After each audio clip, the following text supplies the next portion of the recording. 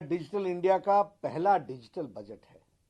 जैसा कि प्रधानमंत्री श्री नरेंद्र मोदी जी ने कहा, यह बजट नियमों और प्रक्रियाओं को सरल बनाकर आम लोगों के जीवन में ईज ऑफ लिविंग को बढ़ाने पर इस बजट में जोर दिया गया है। वर्ष 2021 का बजट असाधारण परिस्थितियों के बीच पेश किया गया है। इसमें यथार्थ का एहसास भी है और विकास का विश्वास भी है।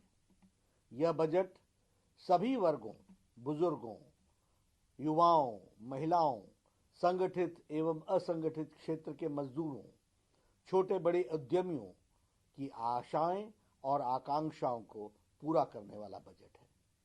ऐसे सर्वस्पर्शी और सर्वसमावेशी एवं देश के जन जन के सर्वांगीण कल्याण के प्रति समर्पित आम बजट के लिए मैं आदरणीय प्रधानमंत्री श्री नरेंद्र मोदी जी का अभिनंदन करता हूं और वित्त मंत्री श्रीमती निर्मला सीतारमण जी को और उनकी टीम को बहुत बहुत बधाई देता हूं। Health and wellbeing, financial capital, inclusive growth, human capital, innovation and R&D, minimum interventions इस बजट के स्तंभ हैं जो भारत के हर क्षेत्र के विकास पर आधारित है। इंफ्रास्ट्रक्चर डेवलपमेंट पर विशेष फोकस किया गया है। स्वास्थ्य क्षेत्र में सुधारों को आगे बढ़ाया गया है। इंश्योरेंस सेक्टर में FDI की नीति में बदलाव किया गया है। MSME सेक्टर को मजबूती प्रदान की गई है। 7 मेगा टेक्सटाइल पार्क की स्थापना की जाएगी जो परिवर्तन लाएगा। शिक्षा एवं रिसर्च पर विशेष ध्यान दिया गया है। ये सभी प्रयास देश में रोजगार सृजन में बहुत बड़ी भूमिका निभाने वाले हैं। पहली बार स्वास्थ्य क्षेत्र के बजट में 137% की वृद्धि हुई है। स्वास्थ्य के क्षेत्र में बजट को 92,000 करोड़ रुपए से बढ़ाकर 2,23,000 करोड़ तक पहुंचाया गया है। 64,180 करोड़ रुपए आत्मनिर्भर स्वस्थ भारत परियोजना के लिए दिए गए हैं। यह अपने आप में भारत की स्वास्थ्य की तस्वीर बदलने वाला है। कोरोना वैक्सीन पर 2021-22 में 35,000 करोड़ रुपए खर्च किए जाने की प्रावधान की गई है और मोदी जी की सरकार कोविड को भारत से जड़ से खत्म करने के लिए कृत संकल्प है। इतनी गंभीरता हमने इस विषय की रखी है। प्रधानमंत्री श्री नरेंद्र मोदी जी ने अपने नेतृत्व में केंद्र की NDA की सरकार किसानों के कल्याण एवं आय को दुगना करने के लिए कटिबद्ध है। MSP बढ़ाकर उत्पादन लागत का 1.5 गुना किया गया है। प्रधानमंत्री मोदी जी की सरकार पिछली सरकार से करीब 3 गुना अधिक राशि किसानों के खातों में पहुंचाई गई है। हमारे सीनियर सिटीजन्स जो 75 साल और उससे ज्यादा उम्र के सीनियर सिटीजन्स को IT रिटर्न से राहत देने और पेंशन से आय की इनकम टैक्स की छूट दी जा रही है। सभी के लिए घर हमारे लिए प्रायोरिटी का विषय है। होम लोन पर ब्याज में 1.5 लाख रुपए की कटौती के प्रावधान को 31 मार्च 2022 तक बढ़ाया गया है। अगर 1938 में चले आ रहे इंश्योरेंस एक्ट में बदलाव एक सकारात्मक कदम है जो बहुत दिनों से चर्चा में था लेकिन किया नहीं गया था, उसे प्रधानमंत्री मोदी जी ने आज उसमें परिवर्तन किया है। सरकारी बैंकों में 20,000 करोड़ रुपए का निवेश बैंकिंग सेक्टर को मजबूती प्रदान करेगा।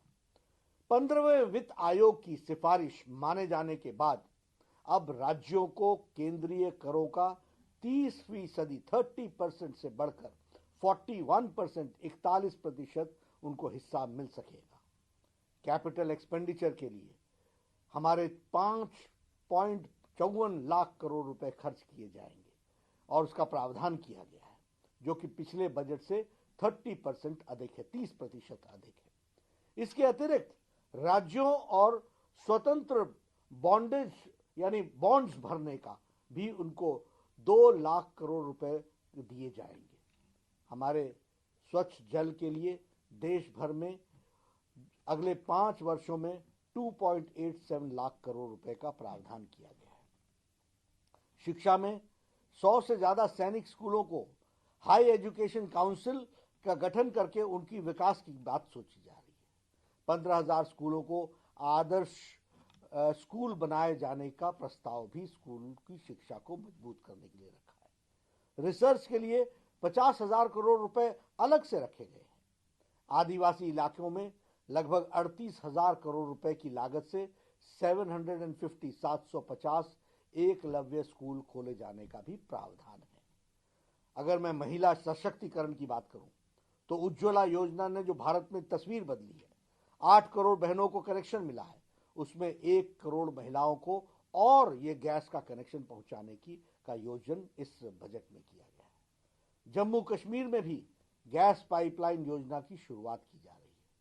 टी गार्डन में काम करने वाले हमारी बहनें, हमारी माताएं, उनके विकास के लिए 1,000 करोड़ रुपए का प्रावधान किया गया है जो उनके विकास में लगाया जाएगा।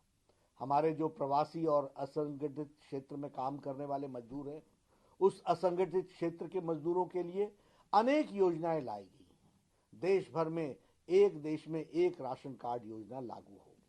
यह हमारे मजदूरों के जीवन में बहुत बड़ा परिवर्तन लाएगा। वो गांव छोड़ करके दूसरे स्थान पर काम करने के लिए जाता है, उसे वहां राशन उपलब्ध हो सकेगा, सस्ता राशन, इसकी व्यवस्था की जा रही है। एमएसएमई के लिए 15,700 करोड़ रुपए का बजट कोरोना संक्रमण के समय छोटे, लघु, सूक्ष्म एवं मध्यम उद्योगों को मजबूत करने की योजना रखी गई है। छोटे कंपनियों की परिभाषा बदलकर इसके लिए पंजीकृत आधार में 50 लाख रुपए से बढ़ाकर 2 करोड़ रुपए किए जाने का प्रावधान भी किया गया है। उसी तरीके से कैपिटल एक्सपेंडिचर को 34% बढ़ाया गया है। यह इकोनॉमी में बहुत बड़ा परिवर्तन लाएगा। ग्रामीण क्षेत्र में इंफ्रास्ट्रक्चर के विकास के लिए जो आवंटन किया जाता है उसे बढ़ाकर 40,000 करोड़ रुपए किया गया है। रेलवे के लिए 1.10 लाख करोड़ रुपए, सड़क परिवहन मंत्रालय के 1,18,000 करोड़ रुपए अतिरिक्त प्रावधान किए गए हैं। बिजली से जुड़े इंफ्रास्ट्रक्चर को मजबूत करने के लिए 3 लाख करोड़ रुपए की अधिक लागत से स्कीम को लॉन्च किया जा रहा है। ये बताता है कि सबका साथ, सबका विकास और सबका विश्वास के मंत्र से प्रेरित होकर बजट ये हमारा 2021-22 का आया है। यह गरीबी, किसानों, हमारे जो मध्यम वर्ग के लोग हैं उनको मजबूती प्रदान करने के लिए और राज्य के कोषीय घाटे को काफी हद तक सीमा में रखने वाला, देश के आर्थिक गति को तेज करने वाला बजट है। मैं पुनः इस ऐतिहासिक बजट के लिए आदरणीय प्रधानमंत्री जी को और निर्मला जी, हमारी वित्त मंत्री, उनकी टीम को बहुत बहुत बधाई देता हूं, अभिनंदन करता हूं और मैं ये महसूस करता हूं कि यह बजट देश को जो संक्रमण काल से निकल रहा है उसको एक नया इम्पेटस देगा, एक नई ताकत देगा, एक नए ऊर्जा के साथ आर्थिक जगत को आगे बढ़ाएगा और संपूर्ण विकास के लिए, होलिस्टिक डेवलपमेंट में ये अपना योगदान करेगा।